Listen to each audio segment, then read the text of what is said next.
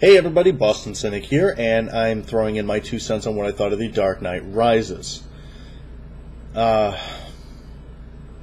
First of all, for the few of you who actually know who I am, thank you very much for the support. Thank you for the emails. I know it's been a couple of years, but I figured I'd try again. The music thing isn't going to happen. That ship has long gone and sailed. But like I said, thank you for not forgetting me. But I'm now trying something new. What I'm doing now is I'm actually going to be releasing a new internet series. If not at the end of this week, then hopefully at the end of next. And what I'm going to be doing, I'm calling it Open Art Surgery. And what I'm going to be doing is taking big movies, big cinematic masterpieces, the ones that are just beloved by all, and telling you why I have issues with them. And I do. I've got a lot of problems with some of these. But that's the plan. And like I said, I'm hoping in the next week or so to at least get the first episode out. I'm very aware of how rookie this looks. And unfortunately for the time being, I'm not going to be able to do a whole lot about that.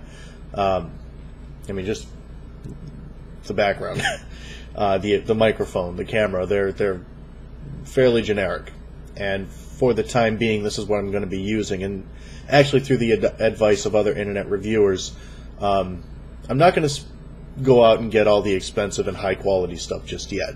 I really just want to try this out and make sure it works first. And I figured a good way to do that would be, or the first way, the good way to try that out, at least as a warm-up, is my initial thought, first impressions, I guess, of The Dark Knight Rises. And I actually saw it like the day after it came out, and this is, I want to say this is about 15 or 16 days later. And I mean, that's a mistake in itself. But I've really wanted to get this out there because I'll get to it. First of all, well, let's talk about Batman. First thing I want to talk about is the first two movies. I love them. I thought they were very, very well done. And, it's not just the edgy tone, it's the steady and very descriptive, I guess, background of where Batman came from. I didn't like so much that, it didn't seem like Bruce Wayne was quite out there the same way Michael Keaton was, where, he felt like he was trying to avenge his parents. It really just seemed like he was out there to try and save the city. So a lot of the brooding or the darkness about the character itself was a little lacking. And they seem to have made it work. And honestly, and I hate to throw this out there because I'm sure I'm going to get shit for it, but I hate Christian Bale, and I think he's a terrible Batman. A decent Bruce Wayne, but I think he's a terrible Batman. And it's not the voice. It's not. I hate it, just like anybody else does. But it's not really that. Honestly, it's his mouth. It's his mouth combined with the voice, and then with the mask, which makes it all you can see. And he's got a lisp. Batman has a lisp, and Batman can't have a lisp. Batman cannot have a lisp. It's halfway to a tell. Batman knows better. That's just not that wouldn't happen. And I think for that one reason, Christian Bale was actually a very poor choice. There's other people I would have liked to see in the role, but for the most part, I think Christian Bale could have been better. But the supporting cast was perfect. I can't think of a bad thing to say about it. Liam Neeson as Ra's al Ghul was just. I know I think they say Raz al Ghul or Raj al Ghul in the movies. I'm going by the way Tim Conway would pronounce it, and it's Ra's al Ghul, or anybody in Tim Conway's series.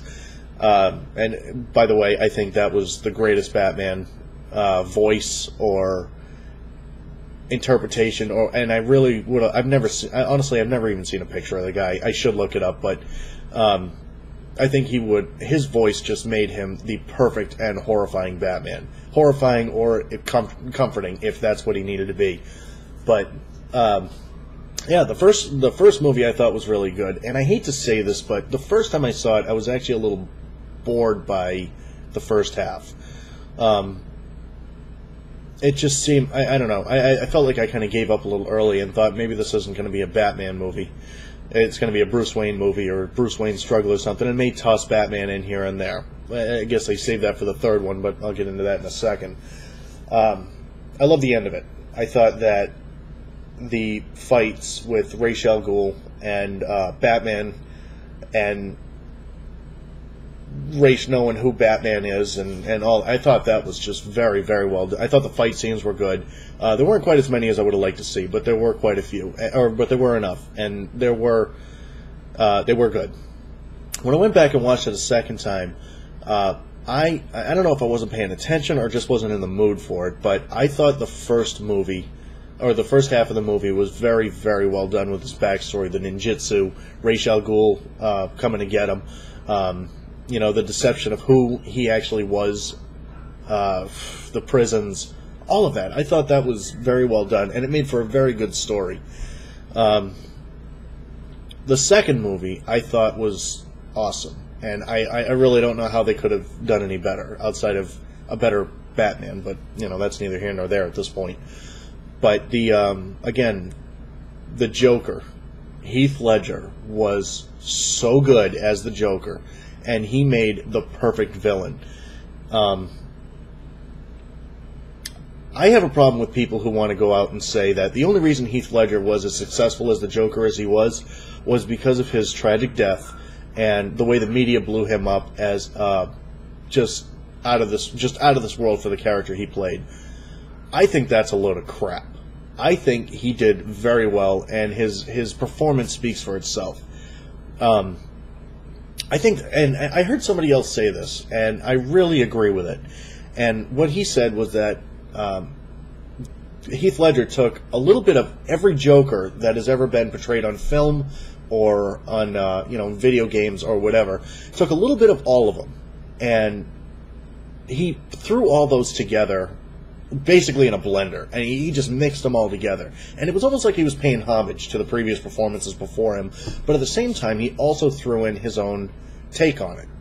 The whole, the lip thing, the mouth, whatever that was. I've never seen that done, and it worked. It was awesome. I've never seen that done before, and it was, honestly, he did such a good job of taking what could be a very silly or a very horrifying character, and I mean, it was perfect. It was so well done. And Harvey, and I'll move on to Harvey Dent. I thought, and some people didn't like him.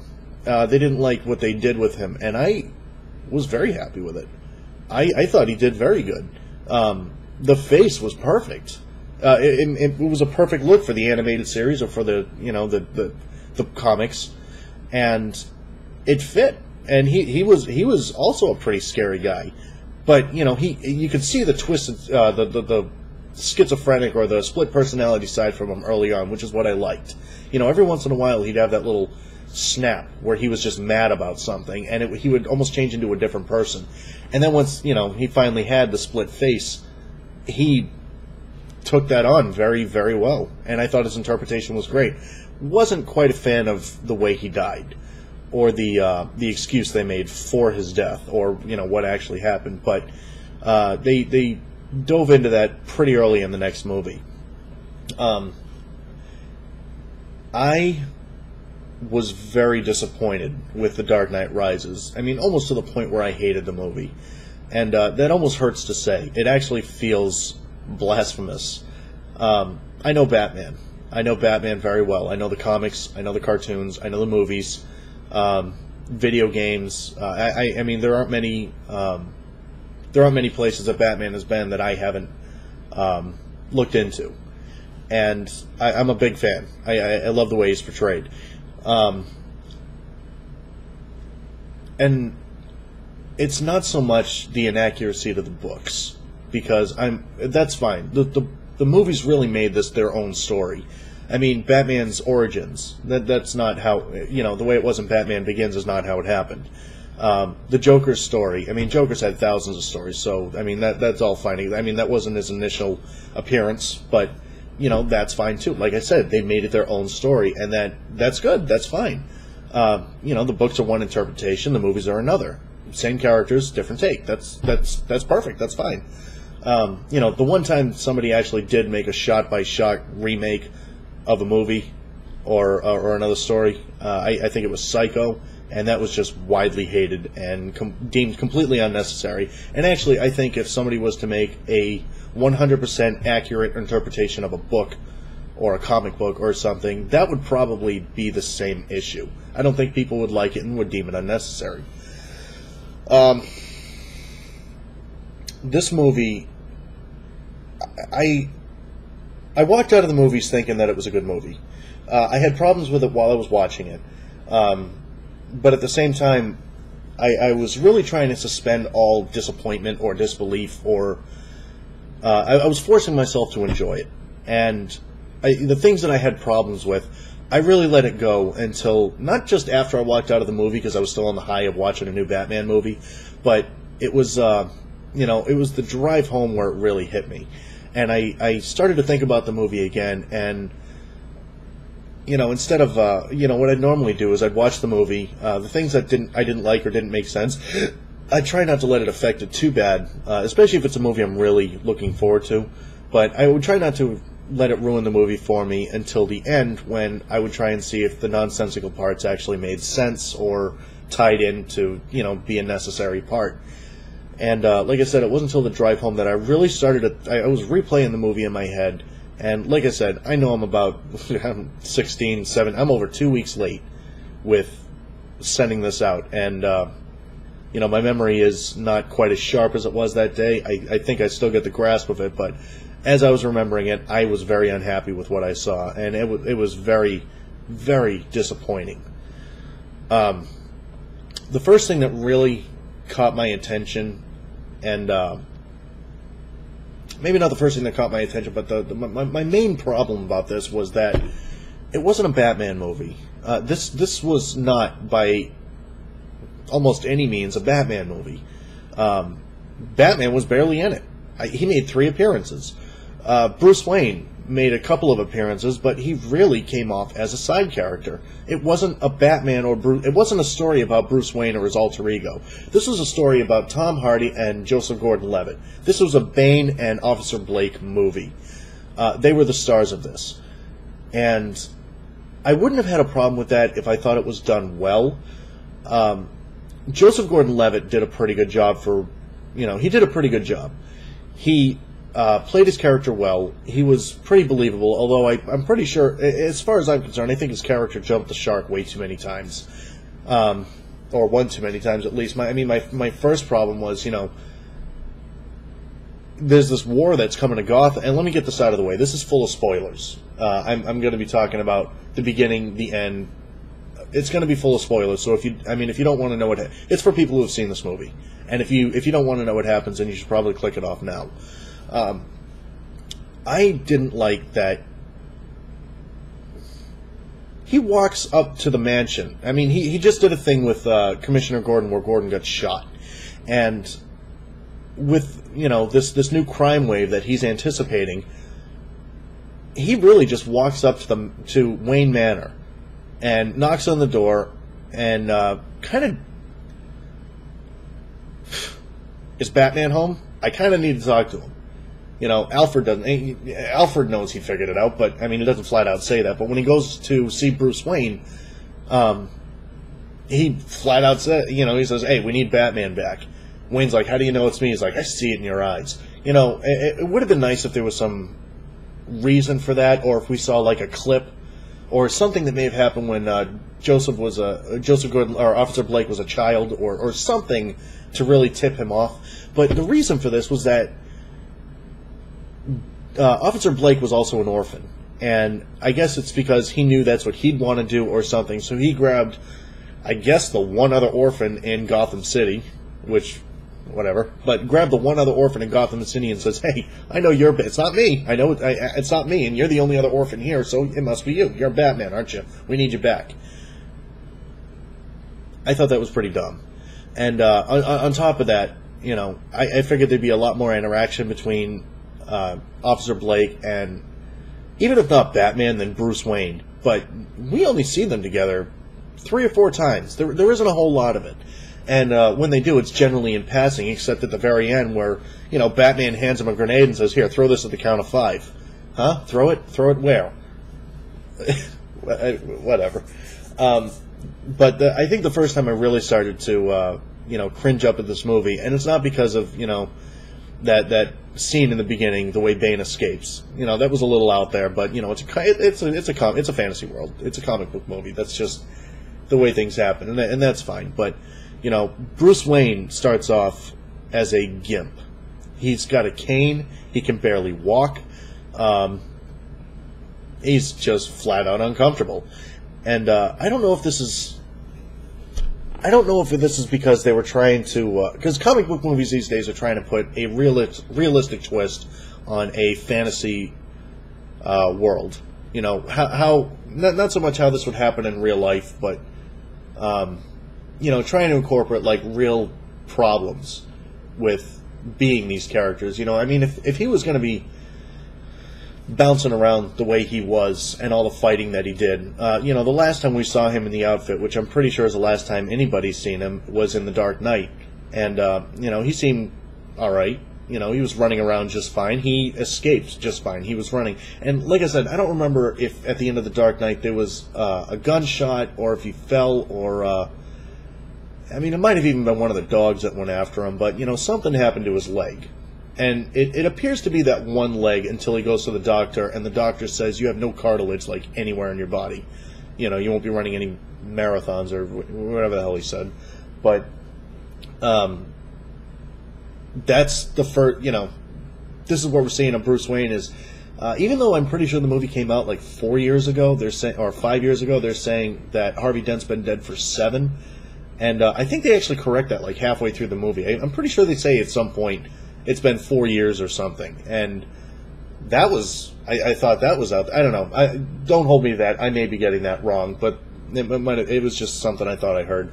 But the, you know, the timeline seemed like it was off to me. But, you know, when he goes to the doctor, you know, he says he's basically gone to shit. And when Batman decides he wants to be Batman again, he has this brace laying around that really, it's just sitting around. I don't know if Lucius made it. I don't know if, you know, he's had it the whole time. But all of a sudden, he's got this one brace on that allows him to kick through a brick wall, or a brick pillar, is what it was. And, I mean, I can understand, you know, making it so you can walk again. But now we got a brace on that is basically giving him superhuman powers. Now he's got, you know, stronger bone density and muscle strength. And I know I'm getting nitpicky. I know I'm picking this apart in a place that it really shouldn't be. But it really bothers me that he spent the last 7 years, as I said, walking around, again, as a gimp, and never thought to put something on to make life a little bit easier. You know, his company's going to shit because all he's doing, he's donating money to charities. And he put all his money into this one project that apparently goes nowhere. But, you know, this is his way of contributing over the last couple of years since, you know, he's not Batman anymore. And at no point did he just want to put on a brace or something just to make it a little easier to exist. And I got a problem with that. I understand the brooding part. I'm suffering because I'm supposed to suffer, or whatever.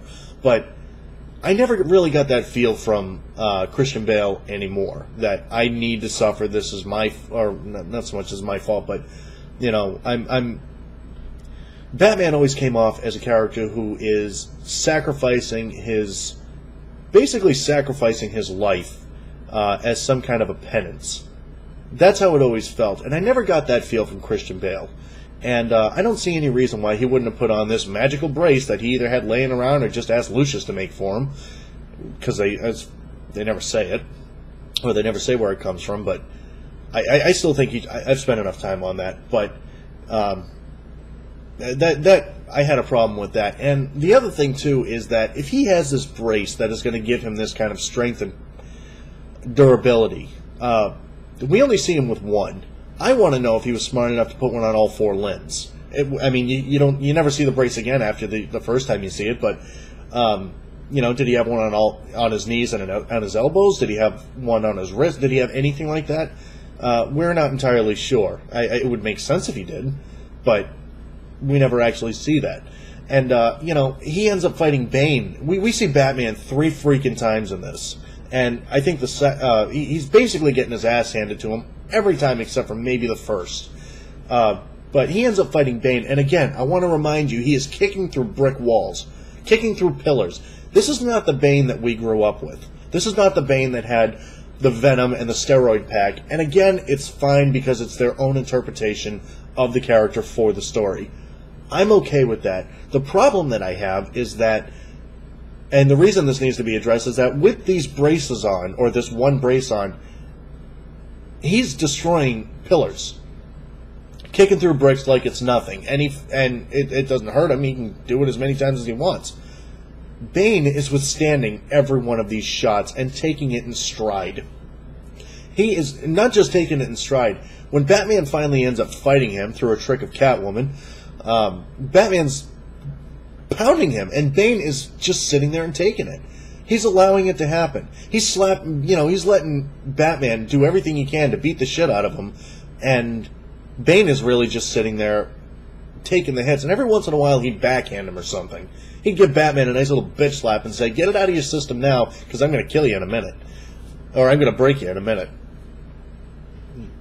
I mean, again, that would be okay if there was some kind of an explanation or just an excuse. Just something to give us some kind of understanding as to why Bane's bones and muscles are apparently stronger than, bricks, concrete. But there isn't. So, I had an issue with that. The supporting cast, like I said, I really think made the other two movies. And it didn't matter if it was Maggie Gyllenhaal or Katie Holmes. I didn't mind. I was able to overlook that. I didn't like it. I wish it was Katie Holmes in the second movie, but I was able to overlook it, and I thought they both actually did a decent job. Katie Holmes, I think, was better. But Michael Caine and Morgan Freeman, all these other supporting characters, I thought really made Batman something really big. And, Alfred, Michael Caine, was he was perfect for his role. I did like the traditional, proper English-style butler that you had now I can't even think. The first four movies. And I thought that was good. But I like this one where he was very, very active in what was happening. In the first movie, we didn't really see where Batman, in the original, the 1989 version, Tim Burton, thank you. In the Tim Burton movie, we didn't actually see Batman first find the cave, or put on the costume, or the outfit, or develop anything, And I'd like to assume that Alfred actually had a part in that, or was at least some kind of a guide for it. In this version, he has the, that hard, I don't know what it's called, but that other style English accent. And he's very involved in what happens. He's helping Batman, build the Batcave. And, he's not just a butler that's sewing him up or anything. He's offering advice. Any dilemma Batman has always has some kind of a story or some kind of a moral anecdote, I guess, from Alfred. I thought that was pretty cool, and I really thought they worked very well together. I actually don't think that the other two movies would have worked without Michael Caine as Batman, as Alfred.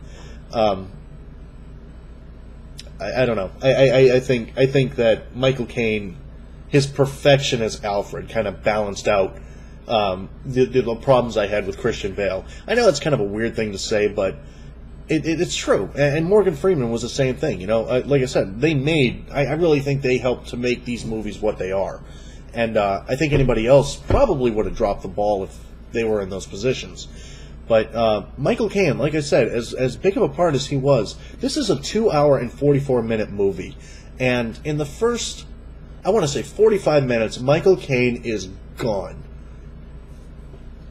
he abandons Batman altogether. He says, listen, you've been doing this before, now you're just waiting for things to get worse so you can go back out there again, which is not something I've ever known Batman to be like. But he says, you're just waiting for things to go bad, and, I'm not going to sit here and watch you kill yourself, because you can't do this anymore. You're pushing mid-30s, early 40s. Your body's falling to pieces. You can't do this, and I'm not going to watch you kill yourself. Which also means he's not going to be there to help him out. So, if he dies, hey, he can walk away free and say he had nothing to do with it. And he's out. He's gone. He's out of this movie for the rest of the movie. And I think that was a big fail. And like I said, Bruce Wayne does end up going broke very early into the movie. And, there's another guy who's trying to take over the Wayne Tech. That amounts to nothing. That goes absolutely nowhere, but whatever. I guess you're going to have a little bit of that in these movies. But, if Alfred took off after Bruce Wayne went broke, then I would have I would protest this movie. But that's not what happened. He didn't want to watch and get himself killed.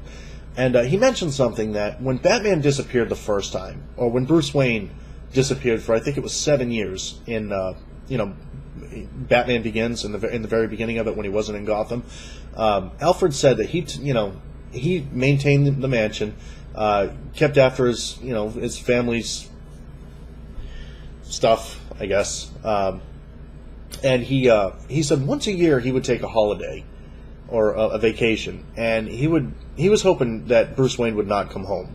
And what he would do is he would take a vacation and go to Paris, and he would go to a restaurant and hope to see Bruce Wayne, a woman, and hopefully some kids. And he wouldn't say hi to him, he wouldn't talk to him, he would just give him a slight nod and walk away satisfied knowing that he was happy. And I don't understand why he chose Paris or that restaurant in particular. I mean, as far as I can turn, that's a very, dart against the map kind of a choice, but that's what he was hoping for. And I thought that was somewhat moving. I thought that was pretty good.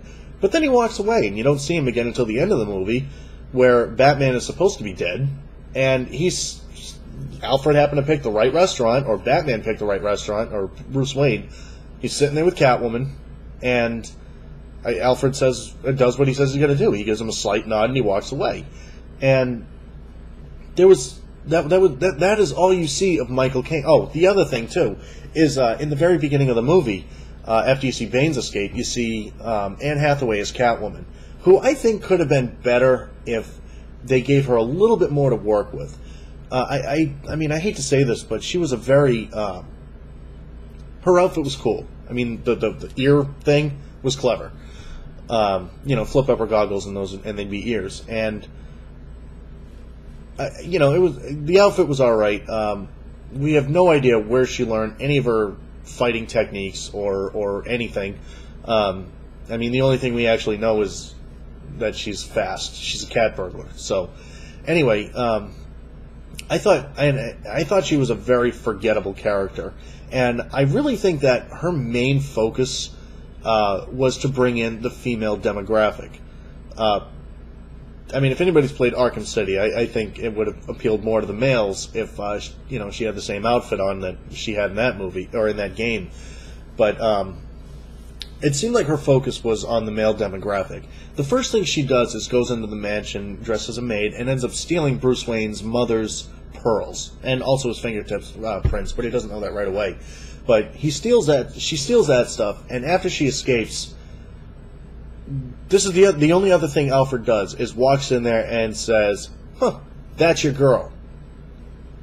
Okay, she just no, that's your girl, go get her. But she just stole. No. She stole your mother. Fine, she's got the same taste as your mother. Most people say you end up marrying your mother or your father, whichever side you're going for. And she's got the same taste as your mother. That's your girl. Go get her. I mean, he doesn't say all that. That's not how it goes. But despite the fact that she's a thief and we don't know anything about her except she's good at what she does. Alfred points at her and says, "Go get her, boy." And there's no other way to. There's nothing that happened. There's nothing that says, this is a bad idea. She's a thief. She's against everything I stand for. Doesn't matter. Alfred says go for it. So that's it. That is the most you see of Alfred. And Bruce Wayne, she's got a free pass through this whole movie. She can do anything she wants. She will not get in trouble or arrested, or really doesn't even get any speeches by Batman. And it's kind of hard to see what Wayne is trying to do with her. Is trying to convert her or trying to win her over. I think because of Alfred, he was trying to win her over. But, that's neither here nor there.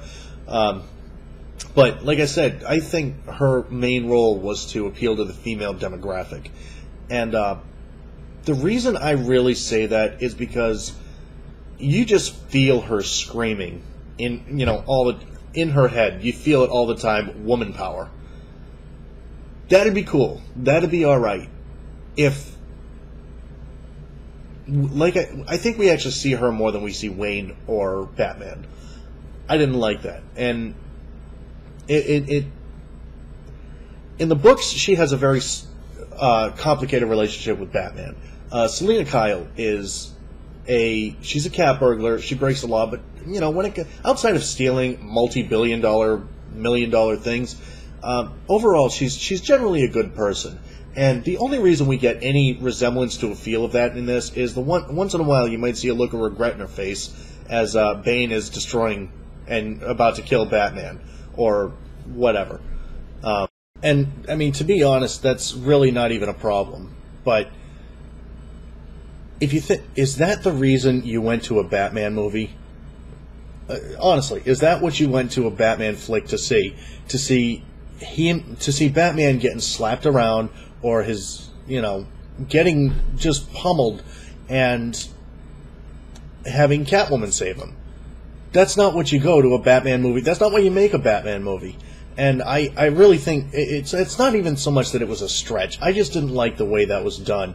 It would have been nice if she would come in and, catch something that he didn't catch, or, just do something that, made his life a little bit easier. But the fact that Batman was about to be destroyed a number of times, if she didn't step in, I think it was unnecessary. I didn't like the way they did that at all.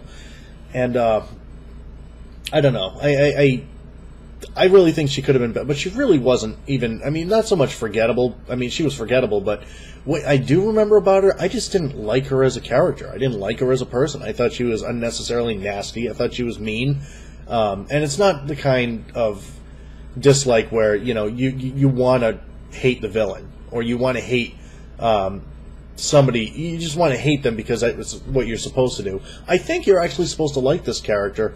And I didn't. I didn't like her. I didn't like the way she was portrayed. I didn't like anything about that. I'm not entirely sure. I don't think that was Anne Hathaway's fault. Because I warmed up to her as Catwoman pretty early on. I just didn't like what they actually did with the character. And I thought that was a shame. I thought that could have been, really fun to see. I just think just a better portrayed point of view. So that, like I said, the side characters, I think, made the other two movies. My problem is that the side characters were basically taken out of this movie.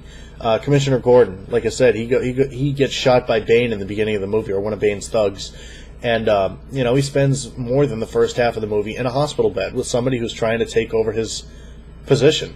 He's old. He's older. He's kind of on his last leg as far as his career is going. And I think the mayor's about to let him go anyway. But we got this other guy who's trying to take him down because he's a war vet or a war hero in, a time of peace, even though that's not the case. But that's what these guys are trying to push to get him out of office so this other guy can get in there. That other, I don't even remember his name. And I remember leaving the movie not knowing what his name was. And that's another one that just goes nowhere. Nothing happens from it. The guy's trying to get him fired and while he's in a hospital bed after being shot, and his argument is that this is a time of war. You don't, it's not like anybody's been hurt recently. Like I said, he's in a hospital bed. And, eventually he says, no, you were right, we need you. Again, it just went, it was unnecessary. It was a filler to make a long movie already longer than it needed to be.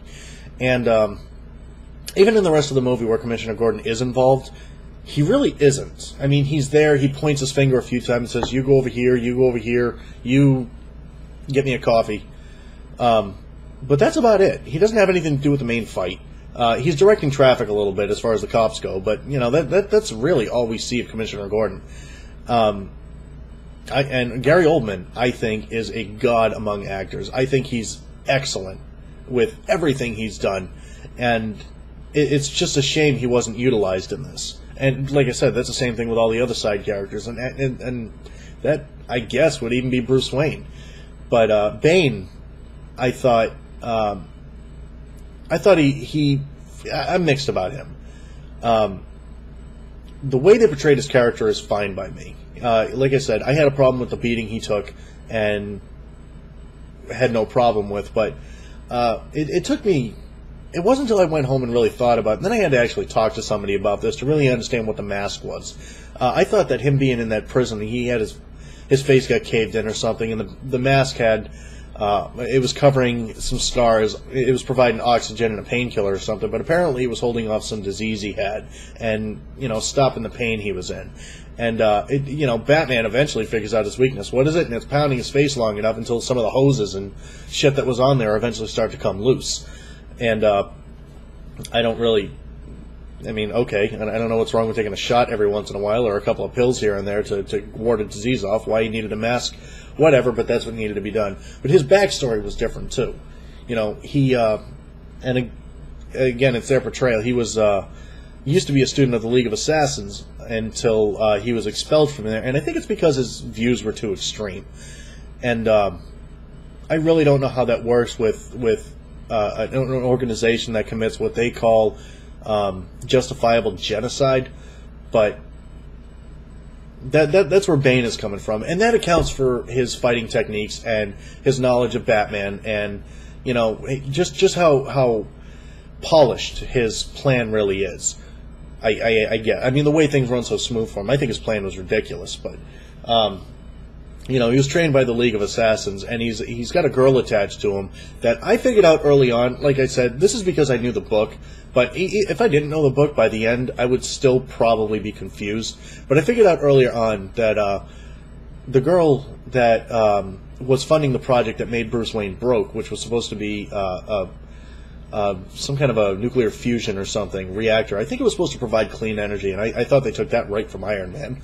But they... the girl that was funding this thing, I don't know if she knew it was going to be a bust or knew it was going to be a bomb, but for whatever reason, she was the one that was pushing this for Wayne to fund, and like I said, I knew early on, as soon as they slept together, that that was Talia al Ghul, and I think their name in this is Miranda Tate. I think Talia al Ghul actually goes by Talia Tate in certain, some of her aliases, but I figured out who she was pretty early on, and I thought that could have been used a whole lot better, because in the story, or in the books, and I think this would have been a great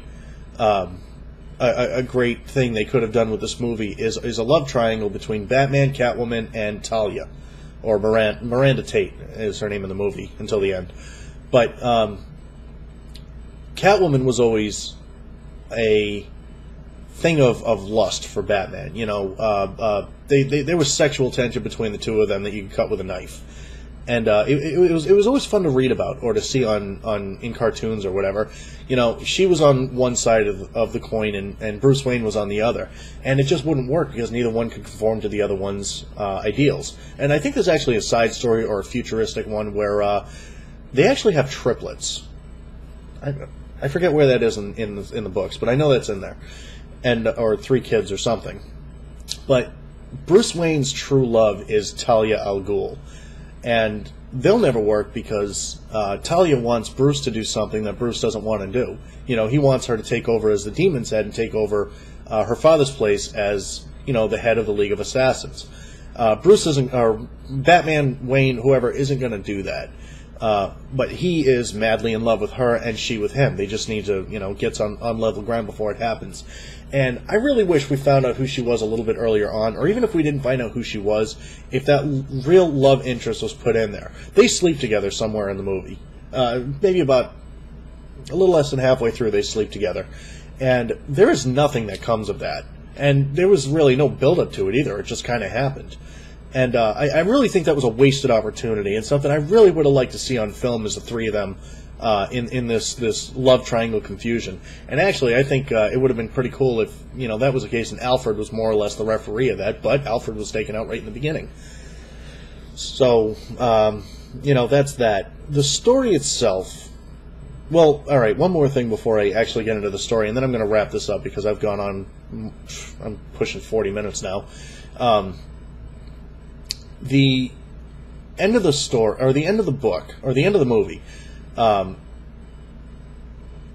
problem I had is I wish the writers wrote that, they were bringing it down to the wire, where, Batman had to step in, and of course it was going to be, 0 hour when the bomb's going to go off. I really wish they wrote that in where that was happening at night. Batman, I didn't like just the imagery. I mean, I understand it had to happen with the circumstances that were, ensue, but I really didn't like that it was Batman at the head of an army of cops, which, until now we're trapped, for the last, 5 months we're trapped under some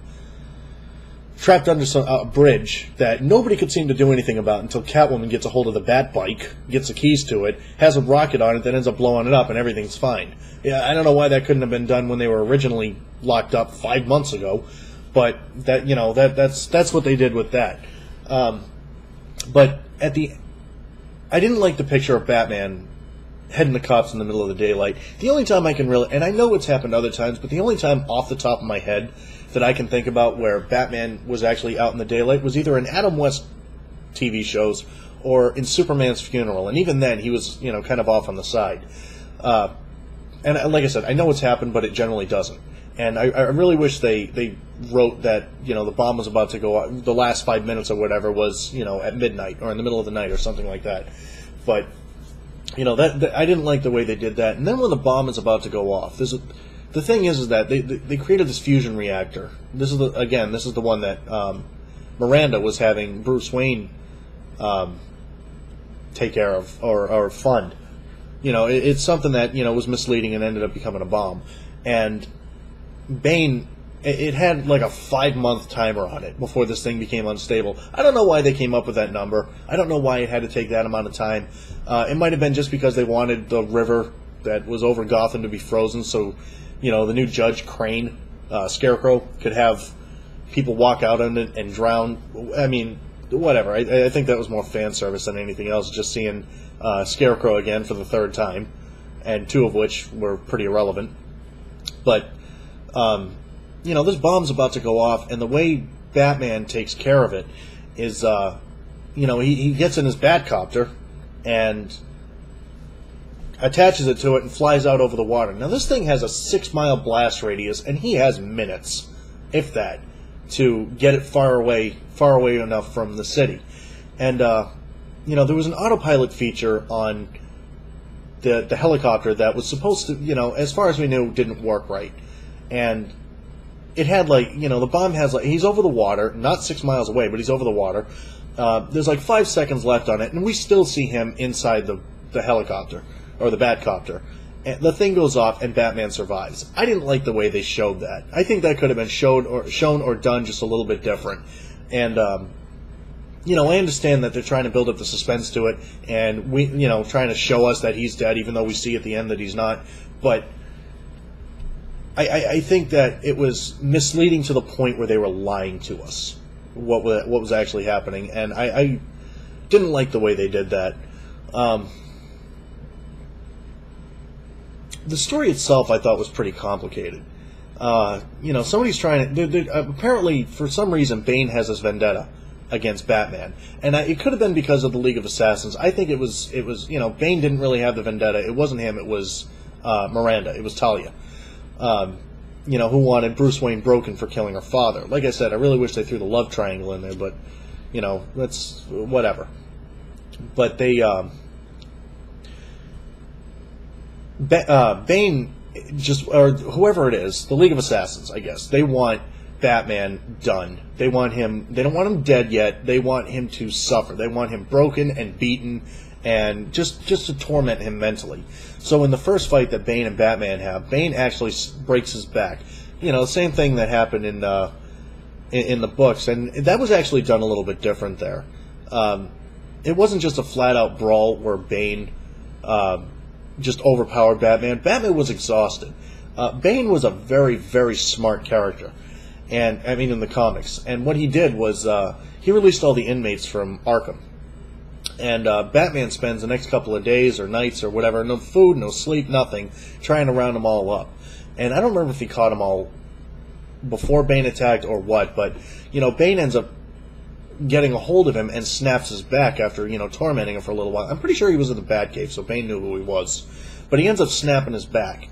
And, basically leaves him there to just suffer. In the book, or in the movie, Bane lets Batman wail on him to show that he is absolutely no match for him, mentally or physically at this point, because at this point he's been completely outsmarted too. But he gets a hold of Batman, breaks him over his knee, which I think needed to happen, otherwise there would have been some outrage from, the fans who actually know the stories. And, and then he throws him in the same prison that he was held in. And, despite the fact that a child escaped from this prison, which was really just a big hole in the ground, I don't even know where it was, but there was this big hole in the ground, and he just kind of throws him in there and leaves him there to, it turns the TV on, or turns a TV on, and makes sure that Wayne can see the news, so he sees that, Gotham is about to blow up. Or Gotham is going to blow up at a certain amount. He wants to see how bad Gotham has gotten and that he can do nothing about it. So despite the fact that they've got Batman in this hole, there was a child who escaped years ago. A child who was able to climb up the wall, the wall of this hole, which nobody's been able to do besides her, and again, this was a long time ago. But this child climbed up and was able to escape. And they have Batman in this hole. I don't care that he's got a broken back. It's Batman. We got Batman in this hole. The guy, Bane throws him in there and doesn't think to post any guards or anything, despite who they're actually holding in this thing. And, how is this going to be? Well, how are we going to fix his back? Well, he also happens to have a doctor in there, or a healer, who is able to fix his back by stringing him up and punching him in the spine, until everything fell into place, because I guess he had a vertebrae or something that was misaligned or out of whack, sticking out, and the way to fix that was to punch it. I don't think I've ever seen Dr. House do that, which is where I get my medical information, but what is, you punched him in the back to fix it, I mean, they had to do something to fix it, I understand that, but that was just out there, and then just hang there for a few days until your legs start to work again. And then the next thing we see is that he's doing push-ups and looking at the TV, and we see day 53. The next thing we saw was Bane's actual takeover, but we see day 50. All of a sudden, Batman he's been in this hole for 50-some-odd days, and he's just been, he's just been recovering, but it's just, it was just out. I mean, there was no reference of time in this. All of a sudden, it's 50-some-odd days later. He's still in the hole. Gotham is frozen, and Bane's plan was to. It was basically a communist-style takeover, and he was basically trying to make the same point that the Joker did, and the Joker was showing that with no order, these people will eat each other. And what Bane was showing was that with no cops or law enforcement, you're free to roam. You got to stay here, but you're free to roam around wherever you want. And he ends up building his whole army out of this, and people are getting killed through the whole thing. Cops have been trapped under a bridge. Again, besides Catwoman, nobody's been able to save them. And God, I'm actually starting to get dizzy because I've been going on about this for some time now, and there's so much more to go out about. This is a long movie, and I didn't like the way they did anything. Instead of just blowing up the city, which is what I guess was the plan overall. See, here's the thing. In the first movie, in Batman Begins, the League of Assassins, headed by Ra's al Ghul, is meant to be... they believe themselves to be like a purifying force. They're the ones that introduced the plague, in France or wherever it was, or... they're the ones that have, the great fires and whatever burned down whole cities. The sinful and evil cities that they believe are beyond redemption are the ones that these people wipe out. And this is where Bane is taking over where Ra's failed, or his daughter is, pulling Bane's puppet strings. But Bane came in to finish the job after Ra's died, because it really didn't make sense that you lose the head guy and then this couple of century-old organization falls apart. They're going to finish what they were trying to do. So Bane's coming in, and he's about to finish his work by destroying the city.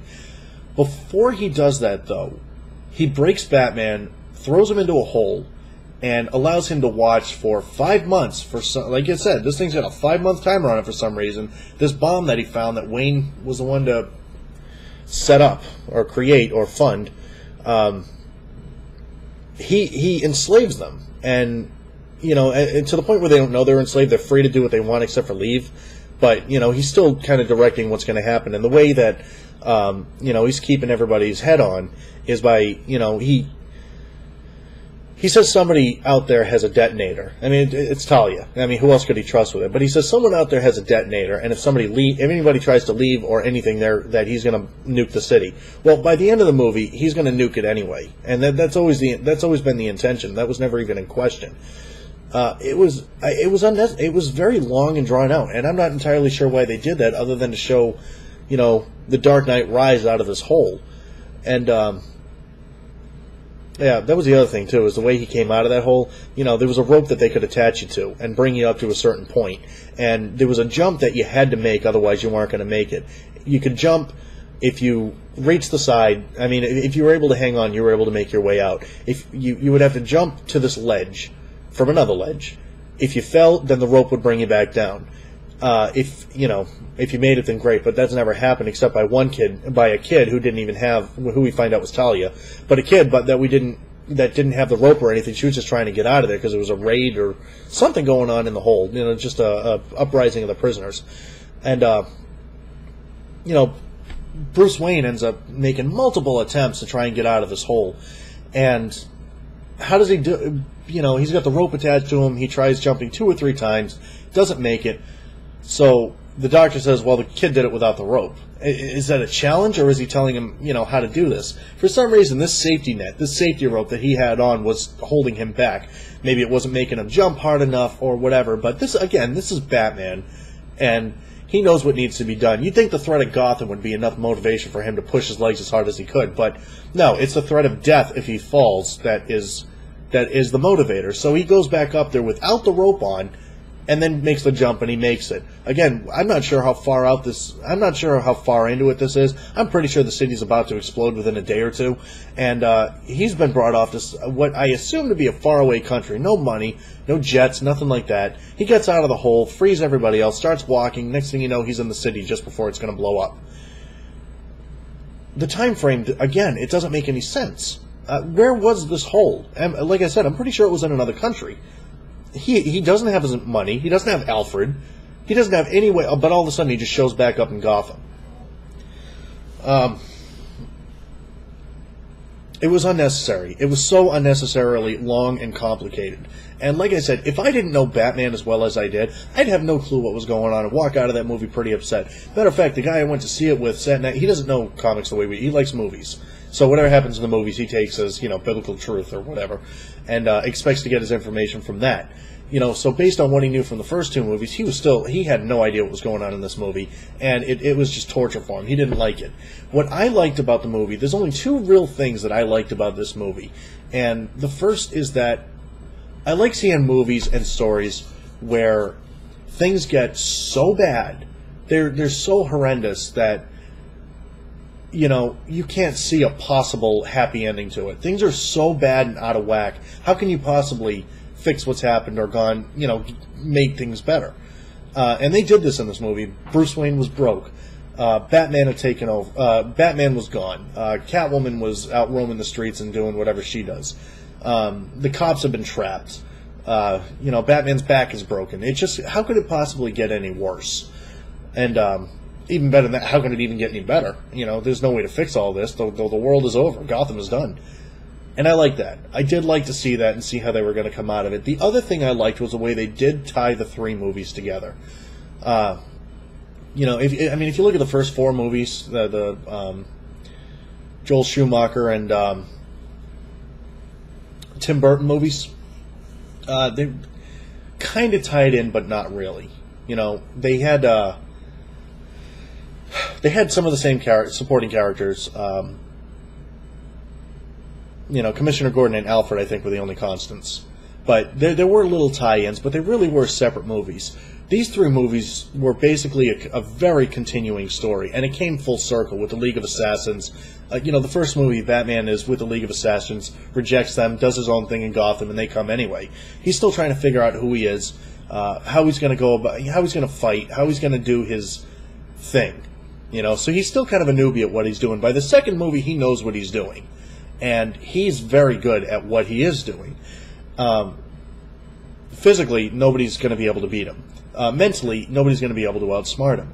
So this time they had to give him a villain that was just crazy enough to do things that he didn't expect normal people to do. And it made for a very action-packed and very well-done movie. And this one, and this I thought was okay too. You know, first he was trying to figure out who he was. Second time he was kind of out-psychoed. In this one, he met somebody who was physically and apparently mentally far superior to him, which really, the mental part, you know, that was a big thing that made Batman what he is his brain, his detective work, his whatever, but you didn't really see a whole lot in this. He clumsily goes into these fights, clumsily gets his ass kicked and, you know, taken out of him for one reason or another, and even in the last fight, you know, when he's fighting Bane, you know, he fights him, the first time he fights him, he just wails on him and hopes to win. The second time, what should happen is he should go in there with some kind of a battle plan. He should be able to go in there with a way to disarm Bane, take him down, or something. But he doesn't. He goes in there with the same exact strategy. He's just going to go in there and punch until he falls. And he gets his ass handed to him again. You know, he eventually starts beating Bane's face where his mask is coming apart. And then Talia comes in, reveals who she is, and fixes it. But, you know, still... you know, Bane's even wrapping a cord around his neck and about to torture him to death. And how does he get out of this? Catwoman shows up with a bat bike and blows his ass up. You know, that's the end of Bane. I thought that was pretty cheap. I wanted to see how Batman was actually going to take him down, not have somebody show up on a motorcycle screaming woman power and shoot him with a rocket. Again, she's not really screaming that, but that's kind of what we're seeing here. Again, this is not the reason you go to see a Batman movie, but. I kind of lost my train of thought there, but I was disappointed. They had a lot of potential in front of them. They had a great string of actors. They had a good story they could have used, and they didn't. You know, they ended it with, they gave it a happy ending. You know, Gotham ends back, goes back to what it used to be. You know, Batman is retired. He's done. And now he's got a love interest. He's off in Paris somewhere. And now we have a new person about to take up the mantle, and it's John Blake, or I guess his real name would be Dick Grayson. I don't know. He goes up to some lady, hands her a piece of paper, and says, "We don't know anybody here by that name." And then he says, "Use my real name," and she says, "Oh, you should use that. It's nicer. You know, have a good day, Robin," or whatever. Which I didn't really understand how that worked at all. But you know, this kid ends up getting a note. Goes and looks at the Batcave, and he's about to take over. And I don't think he's going to be Robin. I think they're actually going to, if they're going to make another one, I think it's going to be a Nightwing movie.